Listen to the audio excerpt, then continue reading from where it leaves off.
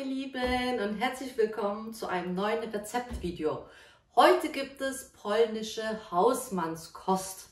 Das ist ein Gericht, was ich von meiner Kindheit kenne, was es regelmäßig bei uns gab.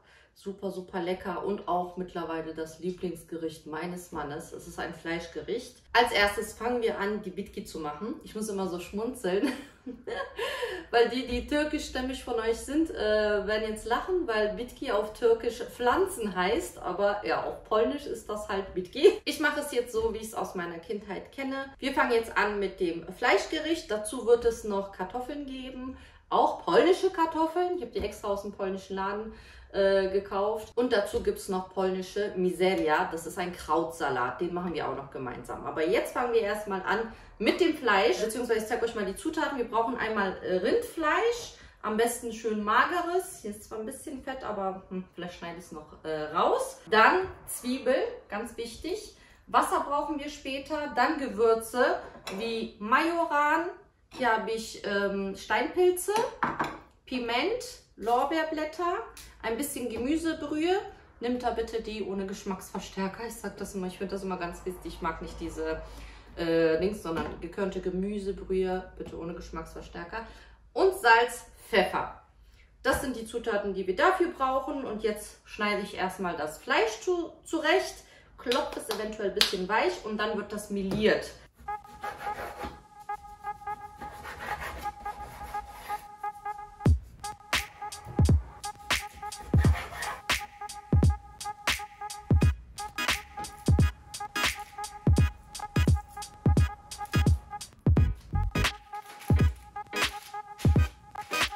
Jetzt wird das Fleisch ganz sanft zusammengekloppt, ein bisschen geplättet.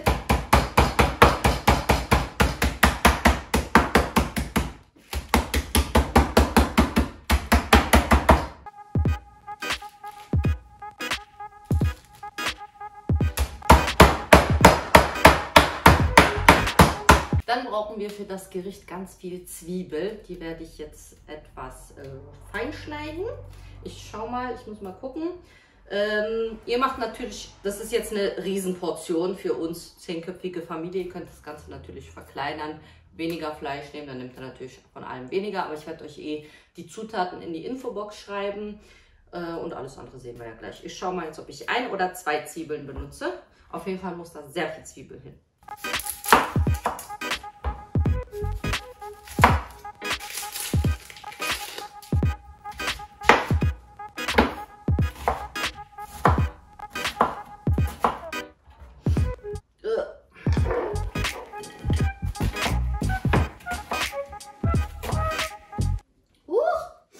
Natürlich muss man dabei weinen.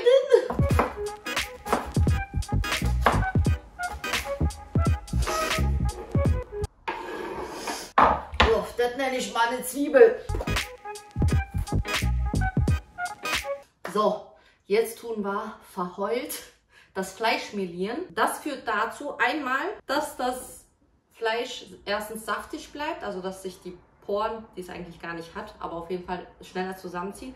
Und zweitens brauchen wir das Mehl auch später für die Bindung der Soße, denn es ist ein Gericht, ein Fleischgericht, wo das Fleisch sozusagen im eigenen Saft schmort und ihr dann eben eine super leckere Soße habt, die wirklich vom eigenen Fleisch ist.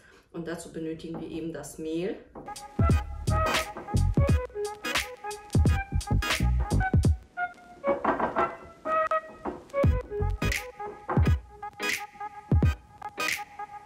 So, jetzt nehme ich euch einmal rüber zum Herd. Dort fangen wir an, das Fleisch zu braten. Und in der Zeit, während die erste Runde brät, kann ich dann den Rest weitermachen. Jetzt wird das Fleisch in ganz normalem Öl ganz scharf angebraten.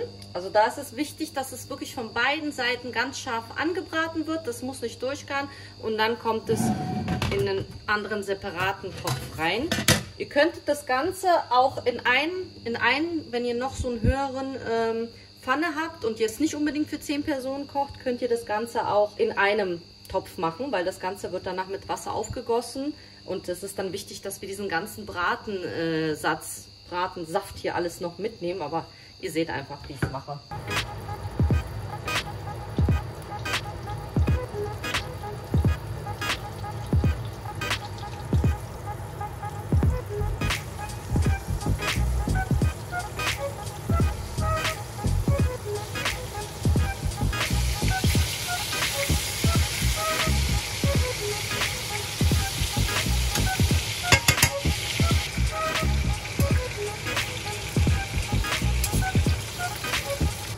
ich jetzt so lange, bis ich alle Fleischstücke angebraten habe und sie hier im Topf sind. In der gleichen Pfanne braten wir jetzt auch die Zwiebeln.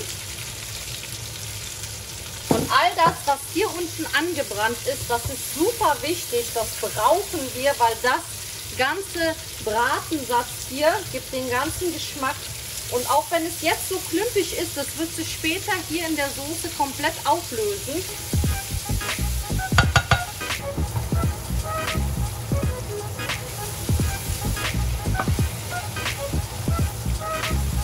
Also ihr seht, wie sich alles jetzt hier schön gelöst hat. Das ist wirklich ganz wichtig für den Geschmack und das wird sich alles auflösen. Wenn ihr jetzt eine kleine Portion machen tut, dann würde ich dann halt das Fleisch auf den Teller legen und dann hier wieder in die Pfanne, wenn ihr das einen Deckel dazu habt, das ist nämlich wichtig, denn da kommt jetzt gleich das Wasser rauf. Da ich ja jetzt eine große Portion habe, tue ich jetzt die Zwiebeln und das Ganze hier in den Topf und gieße hier das Wasser auf.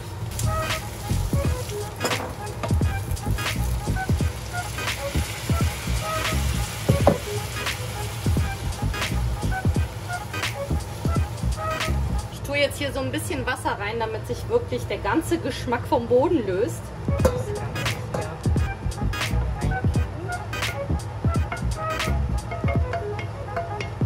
Jetzt gießt ihr das Ganze mit Wasser auf. So viel Wasser, bis das Fleisch bedeckt ist. Also ihr macht das eben nach Gefühl, beziehungsweise nach dem, wie viel Fleisch ihr habt. Ich mache noch ein bisschen was. Und ihr seht jetzt schon, wie sich die Farbe ändert. Jetzt kommen die ganzen Gewürze rein und dann tun wir das Ganze mindestens eine Stunde mit Deckel schmoren. Das kommt dann wirklich aufs Fleisch an. Wenn ihr ein sehr zähes Fleisch habt, dann lässt ihr es einfach länger drin. Also ihr schaut dann einfach, ihr spürt ja dann, ob das Fleisch weich ist oder immer noch zäh ist. So wie mein Fleisch aussieht, wird das auf jeden Fall in einer Stunde fertig sein. Aber jetzt kommen erstmal die ganzen Gewürze rein. So, und zwar kommen da jetzt ein paar Lorbeerblätter rein. Ich mache jetzt für meine Menge, mache ich jetzt mal 4 Stück rein. Genau. Dann Pimentkörner. Da tue ich jetzt 1, 2, 3, 4, 5. Machen wir auf die Menge, machen wir mal 6. Dann ein paar getrocknete Steinpilze. Das gibt auch noch mal Geschmack und Farbe in die Soße. Das müsst ihr aber, das geht aber auch ohne. Also ich habe das oft auch ohne getrocknete Pilze gemacht. Da mache ich jetzt auch nicht so viel rein. Dann Majoran. Jetzt mal 2 Löffelchen. Ich schmecke das Ganze später eh noch mal ab. Gemüsebrühe. Und natürlich Salz und Pfeffer.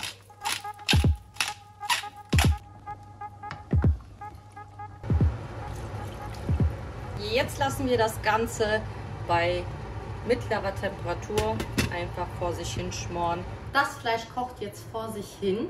Ich warte auf die Kinder, die kommen gleich, dann können die nämlich die Kartoffeln schälen. Das ist dann deren Aufgabe, denn da muss man ja einen großen Topf Kartoffeln schälen. Auf jeden Fall, es duftet schon so lecker. Ihr müsst das unbedingt nachmachen. Diese Soße ist so lecker. Ich könnte allein die Soße mit den Kartoffeln würde mir reichen. Ja, auf jeden Fall, ich sag vorhin Miseria, ich meine Surówka. Entschuldigung, ich habe mich versprochen. Keine Miseria dazu, sondern Surówka. Surówka ist ein Weißkrautsalat. Den kann man entweder aus frischem, jungem Weißkohl, also wenn der Weißkohl auch so außen noch grüne Blätter hat, dann kann man den auch frisch machen oder ihr nehmt einfach schon eingemachten Weißkohl. Wichtig ist nur, ich habe hier einmal, könnt ihr im Supermarkt finden oder auch ich habe zum Beispiel so im polnischen Laden gekauft. Wichtig ist einfach, dass es wirklich nur eben Weißkraut ist, da ist ein bisschen Möhre drin und Salz, aber halt kein Weißwein oder sonst noch irgendwelche Sachen. Ne? Also für uns Muslime, wir trinken ja keinen Alkohol, deswegen achte ich darauf, dass da kein Weißwein drin ist und traditionell im polnischen Weißkraut ist auch kein Weißwein drin, von daher machen wir das so. Genau, also wir brauchen einmal den Weißkraut, wie gesagt mit frischem wäre das ein bisschen ein anderes Rezept. Wenn ihr das gerne auch mal sehen wollt, dann kann ich das auch euch mal abfilmen, vielleicht zu einem anderen Gericht, dann machen wir frisches Surówka, Weißkrautsalat, aber dafür brauchen wir eben diesen eingelegten Weißkraut. Wir nehmen noch frische Möhren. Dann ist bei dem Gericht so entweder, manche machen Petersilie rein, manche machen Dill rein. Ich mache mal beides rein. Ich mag beides, deswegen mache ich Petersilie und Dill rein. Aber eigentlich ist traditionell meistens Petersilie drin. Eigentlich ist es nur so ein bisschen, dass so ein bisschen grüne Farbe mit drin ist. Und dann kommt dann noch mal ein bisschen Salz rein, eventuell, muss man abschmecken. Und traditionell eigentlich Zucker, aber da wir keinen raffinierten Zucker benutzen, tue ich dann etwas Honig rein. Ich werde jetzt erstmal sehen, das ganze Wasser erstmal abgießen und probieren, wie sauer der Weißkohl ist. Wenn er sehr sauer ist, dann werde ich das Ganze noch mal ein bisschen abspülen. Und dann wird er ein bisschen klein geschnitten. Die Möhren tun wir mit der Maschine rein, brauche ich nicht mit der Hand. Petersilie und Dill klein schneiden und das machen wir jetzt.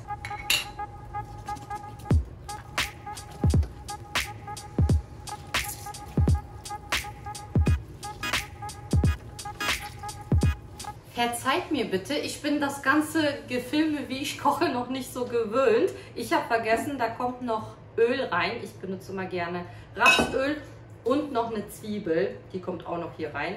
Ich habe ich das gesagt vorhin? Weiß ich nicht. Nur zwei Gläser benutzt und das Ganze nicht ausgespült, weil der war jetzt nicht so sauer.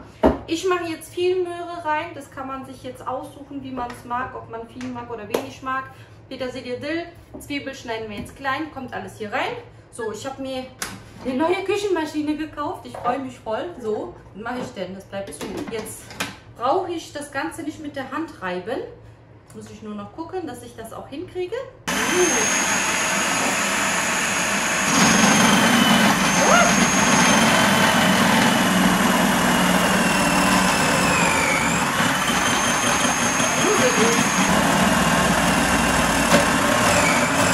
Mache ich was falsch oder warum bleiben diese Dinger da hängen? Ah, ich glaube, da muss mehr rein. Ich bin noch ein Küchenmaschinenanfänger. Ich habe immer klassisch alles mit der Hand gemacht und nach 18 Jahren, 18 bin ich jetzt, 18 Jahre bin ich verheiratet, ja, frage ich mich, warum ich immer mir so viel Arbeit mache und mir nicht die Arbeit erleichtere. Warte, ich glaube, das muss man so machen. Voller machen, wa?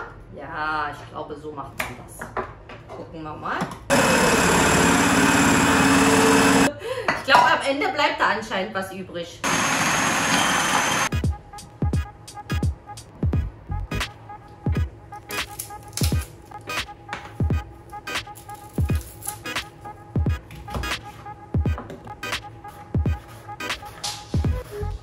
Was ist das denn? Wir haben bei der Schule Bäume. Wir haben bei der Schule Bäume abgesägt und da haben wir das gemacht. Oh. Guck mal, Kerze und so Schüssel. Cool, ja, das ist voll schöne Deko, aber Ich wollte machen. Willst du noch lackieren? oh, das riecht ja frisch, ja, ne? Weil sonst verrottet das hier, wa? Ja. Oh, das ist aber schön. Hallo. Bei Lernen Ja, haben alles wir die ganze gut? Zeit sitzen. Ja. Hallo. Ja, alles gut? Hallo. Hallo. Was geht denn? Was geht denn? Habt ihr Hunger mitgebracht? Ja. Hunger mitgebracht? Wo ist denn Ahmed? Ich habe sehr viel Hunger. Hallo, alaikum salam. Anne, Ja? wir haben so viel zu tun in der Schule. Oh, hallo, hast du mir Hallo gesagt? Wo ist bei dir denn? Ja? So, schnell aber Hände waschen. Hände waschen und dann Kartoffel schälen.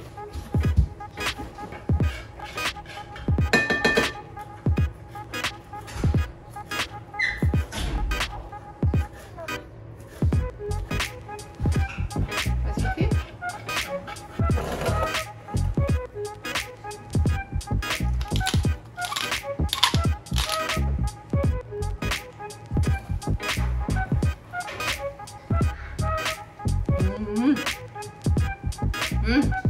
Super lecker. Super lecker. So sieht jetzt die fertige Surufka aus. Weißkrautsalat. Jetzt sehen wir nur noch die Kartoffeln. Kochen die Kartoffeln. Ich glaube, das muss ich euch nicht zeigen, wie man Kartoffeln kocht. Und dann sehen wir uns wieder, wenn das Gericht fertig ist. Essen ist endlich fertig. So, und jetzt tue ich mal auf. Bei dem Gericht ist es so, die einen mögen es, wenn die Kartoffeln ganz sind, zum Beispiel mein Mann. Ich mag es eher, wenn es Kartoffelpüree ist, aber was mache ich? Ich zermansch mir dann auf den Teller die Kartoffeln mit der Soße zusammen. So lecker. Ich zeige euch mal, wie das einmal serviert noch aussieht. Das ist schon so weich, dass es schon zerfällt. Das sieht schöner. Normalerweise muss das in Soße schwimmen. Aber wir brauchen jetzt einen schönen Teller. So sieht jetzt das fertige Gericht aus. Schaut mal, wie butterzart das Fleisch ist. Man braucht dann gar kein Messer mehr.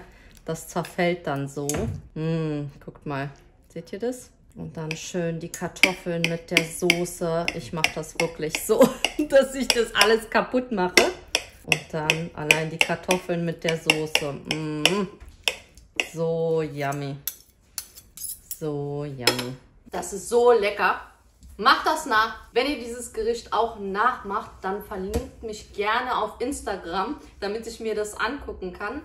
Würde ich mich super, super freuen. Reposte das Ganze auch sehr gerne. Ja, ansonsten viel Spaß beim Nachkochen. Ich hoffe, das Video hat euch gefallen. Ja, die nächsten Videos, es wird sehr, sehr viel verschiedene Sachen geben. Ich ernähre mich ja auch die meiste Zeit vegan. Also 5 von 7 Tagen bin ich aktuell auch schon seit, ich glaube, 4, 5 Wochen auch vegan. Deswegen ihr werdet auch vegane Rezepte bekommen, vegetarische, türkische, also wirklich so alles Mögliche. Mit Medium auch so japanische, ne? Also wir werden auf jeden Fall noch sehr, sehr viele Rezepte mit euch zusammen teilen. Freut euch da drauf. Ansonsten, ja, hoffe ich, das Video hat euch gefallen. Ihr macht das Rezept nach und schreibt mir auf jeden Fall dann euer Feedback. Und mich würde gerne interessieren, welche Küche bevorzugt ihr? Also sagt ihr die deutsche oder polnische oder türkische? Obwohl dann nimmt natürlich jeder seine Nationalität wahrscheinlich.